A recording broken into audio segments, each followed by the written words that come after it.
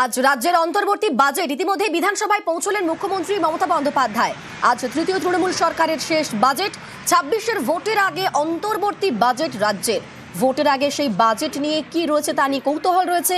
লক্ষ্মীর ভান্ডারের টাকা বাড়বে কিনা তা নিয়ে কৌতূহল যেমন রয়েছে, তারই পাশাপাশি আশাকর্মী সিভিক ভলেন্টিয়ারদের জন্য নতুন কি থাকছে তা নিয়ে কৌতূহল চরমে রয়েছে।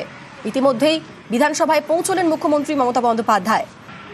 আমাদের সঙ্গে রয়েছেন প্রতিনিধি আবিরের সঙ্গে কথা বলবো। আবির, ইতিমধ্যেই পৌঁছে গিয়েছেন মুখ্যমন্ত্রী।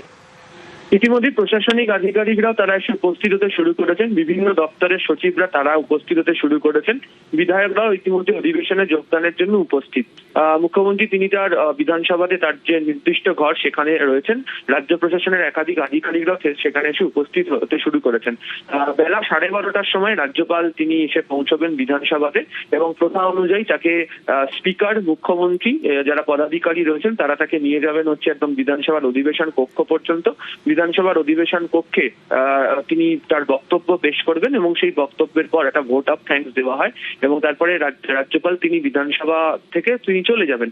তারপরে হচ্ছে দুপুর 2:30টার সময় হচ্ছে যে বাজেট পেশ সেটি শুরু হবে, অন্তর্বর্তীকালীন বাজেট পেশ করা হবে বলে আমরা জানতে পেরেছি। এবং তার আগে প্রথমাফিক রাজ্য মন্ত্রিসভার যে বৈঠক, বাজেট যেটি পাশ করা যায় সেই বৈঠকও ডাকা হয়েছে। 2:15 নাগাদ সেই বৈঠকটি হবে এবং তারপর 2:30টার সময় বাজেট পেশ।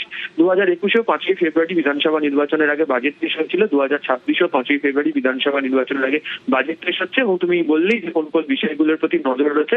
এছাড়া যেটা মনে করা হচ্ছে যে পরিকাঠামোগত ক্ষেত্রে এবং বিশেষ কতগুলি জায়গা নির্দিষ্ট কিছু সমস্যা বা বিষয় রয়েছে যেগুলোকে বারবার ধরে রাজ্য সরকারের তরফ থেকে অ্যাড্রেসও করা হয়েছিল, সেই প্রকল্পগুলোতে রাজ্যের তরফ থেকে বাজেটে অতিরিক্ত